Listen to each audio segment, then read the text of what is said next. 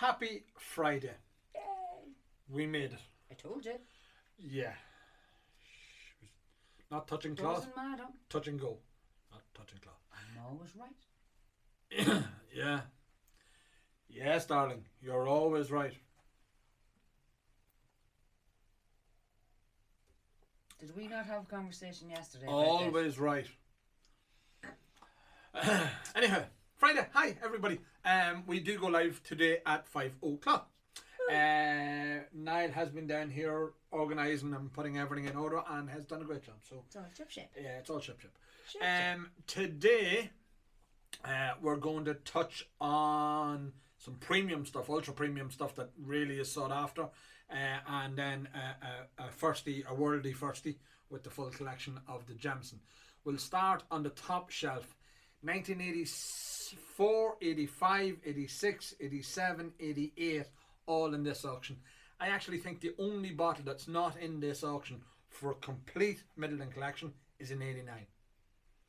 Every other bottle is in this month's auction. That is just, so anybody out there with a few pound in their pocket, burning through saying, I'd love a Middleton collection, you can make it happen this month. We've got every single bottle, bar 89.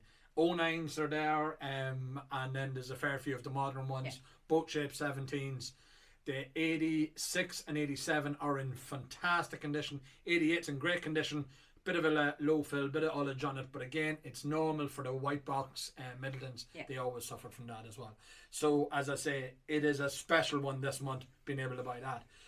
We've two other Middleton ones, the 73 Middleton ones. I've been sort of voicing my opinion on this. Not that anybody listens to me, but I've been voicing my opinions that people go on about collecting whiskies and what will be a good collector's item in years to come. I think we're all going to look back and go, how incredibly cheap those legacy whiskies from the old Middleton distillery are. You've got your 25-year-old pot still, your 26-year-old, your 30-year-old, that 73, the Master Select, the 20th anniversary, the one with the two glasses, and then ultimately the Pearl as well. The Pearl itself, 2014, €6,000. It's now in and around €20,000 plus. I mean, that's a great investment. So if you'd have bought it back then. Here's one that hasn't come up. We haven't seen it before. So it's in a box that would be familiar to a lot of people for the Dungorney box. But this is actually done for, I hate this box, it's so tight. This is actually done for Glen Dimplex for our 25th anniversary. These are really, really hard to get. So they were only out for the Glen Dimplex senior staff and senior management. I know Celtic had one for sale in excess of 3,000. 1973 to 1998. It's got the keys in the box, the whole lot. It's gorgeous. It smells old. It just literally smells old. So that's one that should go really, really well. I'm expecting good things of that. I mean, it's in its white cardboard outer box. It was in a plastic bag. I don't think it had ever been opened. It was fantastic. No, it hasn't been. So that's a good one to have. I'll touch on these next. Jade, Faranry. The reason I've pulled these down again is there's some of the more unusual Dingle Founding Fathers and special casts that we haven't seen previously. So one of the things that I want to comment on is the colours. Yeah, the colours. I mean, again, as Dingle is getting longer and longer in the barrel, it really is coming into its own. That's what I'm drinking today. Again, the batch 6. It is a cracking whiskey. The port, it really takes over, so it's another good one to have. But, as I said, these single cast that was done for Founding Fathers. So Faranry, it's in a sherry's cast, 8 years, full 8 years in a sherry cast. That's fantastic. Look at the colour of the port. Fergal Stream, Whiskey Club from Luxembourg. Stone Turn Founders. So that's just again a bourbon cast. But look at the colour that's in it. Real straw, golden straw colour, and that is it. And this one is done for the 15th anniversary of the Whiskey and Rum in Belgium, I believe it is, or Amzie or something like that, Anzie. They're a marriage of sherry and bourbon cask. Only 300 bottles of it again. Mr. Graham Cool's signature on the front, and just a different label. I think it was nice to see it as well. So again, that's nice to see. Batch 6, move them out of the way. Yes, dear. Can I put this glass down? It's very hard to work with one hand. I'm trying to drink at the same time. You know, I can't coordinate or multitask. But I will have another drink. Mm-hmm. Of course you will. It's Friday. Yeah, it was Wednesday too.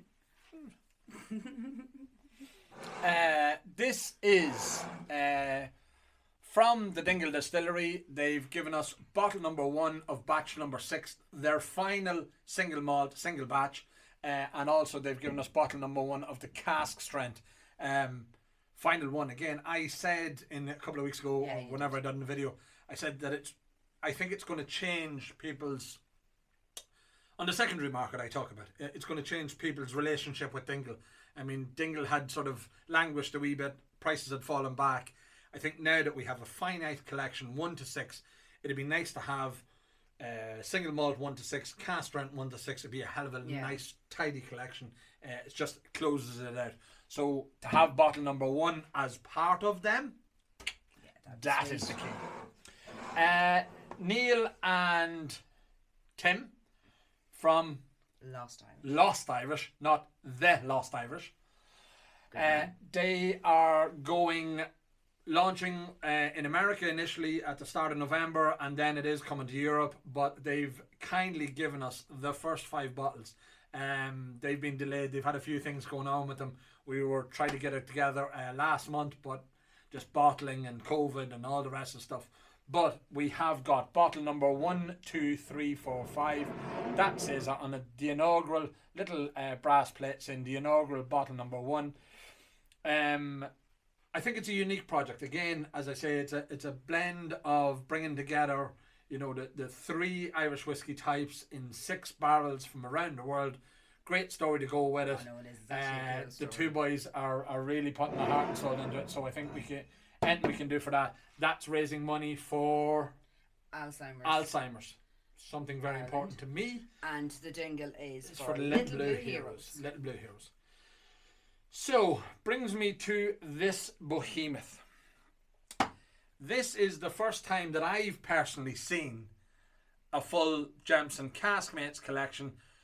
I know of 3 individuals in Ireland with the full set. They are really, really, really hard to get. People were going to extreme lengths. They were posting adverts in Craigslist in America. They were doing weird and wonderful things on about flying over, and I mean the bribes and the coercion, selling children and everything else to try and do this off, because of particularly one bottle within that, which is the Great Divide. It's here in the centre. Was done in Colorado.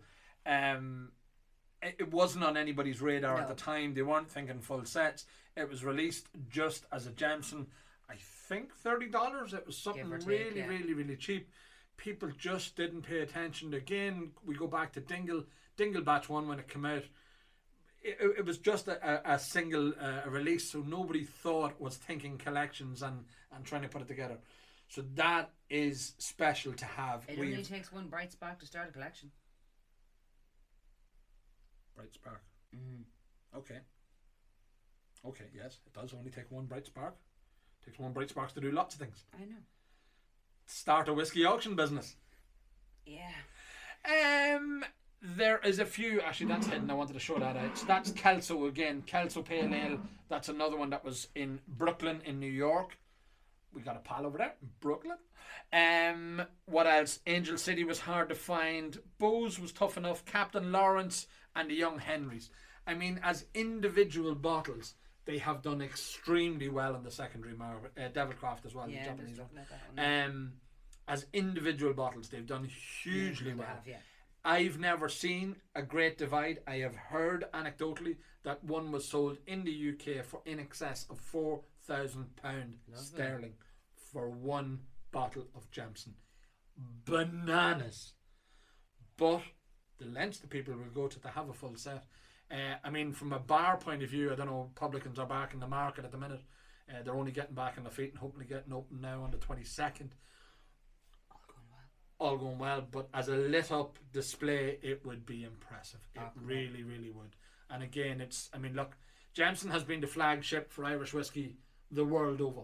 Definitely. When you see it selling in South Africa and Nigeria, and we had a conversation the other night with somebody telling me about a rep who was for Jameson in Nigeria, and it was just, unbelievable that the stuff that's being sold. So that's in the set, that is in the auction. That is a very rare opportunity to buy the complete set. If you've already got one or two, or if you're already nearly there, it probably nearly makes more sense to buy the full set. I know it's expensive, and then to release the ones that you have already. Because most people don't think that way. They sort of go, "Oh, I'd rather get the ones or two bottles." But when else are you going to get a chance to buy your Great Divide? They just don't come up for sale. And it's not on its own. It's with a family. Yeah, it's with a family. Yeah, so it's a rare opportunity. So that's it. We have, as I say, nearly the complete set of Middleton bar 1989. Yep. We've got some ultra premium Middletons, including the Glendimplex one. We've the full set of Jameson, and then we've our 2 charity. Actually, there's 7 charity lots in total, because you have the 5 bottles. As individuals. Yes. And the 2 things. And remember, the proceeds for the charities are Little Blue Heroes from Dingle, and Alzheimer's Ireland for Lost Irish. So you just know what to do. I say it all the time. Be generous. Oh, Plint.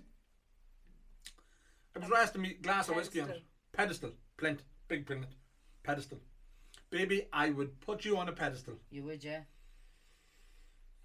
Not really. I would. I'd put you on a pedestal all the time. Usually throw stuff at you. Or push me off it. Push you off it. Yeah. No, I wouldn't do that. It's for just holding your whiskey. It's a bit extravagant, wouldn't it? Now, actually, saying that, if you had your Middleton 73 sitting there with a light on it, should be sweet. Yeah, in the middle of your sitting room. Get rid of your kids. Don't think that's allowed. Ken but dream getting rid of your kids. Oh, sorry, Jade. Sorry, forgot you were here. Anyhow, so that's us for today. Yes. For this month's selection of videos, we will probably do another random video at some stage, because I'll be drinking again. That's inevitable. Seems to be the thing. It's a slippery slope I'm on. Before and on it, people have been setting up a GoFundMe to get Anthony into a clinic or a mental asylum. I think the asylum might be the... I wonder, do they treat alcoholism in mental asylums? I don't think so. Or is it 2 separate things? Not that I'm joking about alcoholism, because there's nothing to joke about. But it's not. That's probably where I'm heading. Yep. Okay, bye.